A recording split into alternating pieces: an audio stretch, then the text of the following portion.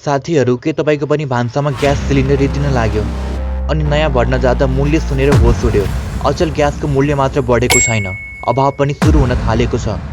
तर के तपाईँले थाहा छ, हाम्रो भान्साको यो आगो निभुनुको पछाडि नेपालको मात्र होइन, हजारौँ किलोमिटर टाढा इरानमा भइरहेको वारको ठुलो हात छ। आखिर के हुँदैछ संसारमा? Let's dive deep to the 2026 energy crisis.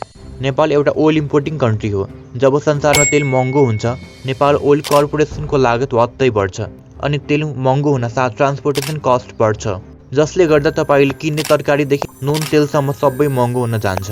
अहिले संसारको सबैभन्दा ठुलो एनर्जी फ्युज भनिने स्ट्रेट अफ हर्मुज इरानले बन्द गरिदिएको छ। संसारको 20% तेल र ग्यास यही बाटो भएर आउँछ।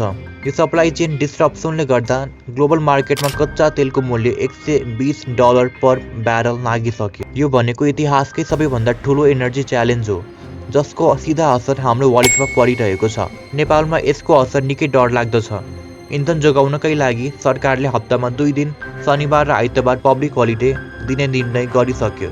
तर के 2 दिन बिदा दिएर हाम्रो समस्या समाधान होला त? वर्ल्ड ब्याङ्कको रिपोर्ट अनुसार नेपालको इकोनोमिक ग्रोथ यो वर्ष घटेर 2.3% मा खुम्चिने पक्का छ।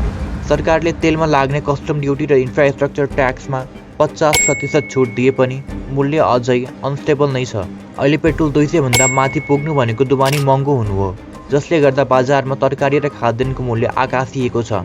मध्यमवर्गीय नेपालीको लागि अहिले सर्भाइभल नै ठुलो च्यालेन्ज बनेको छ।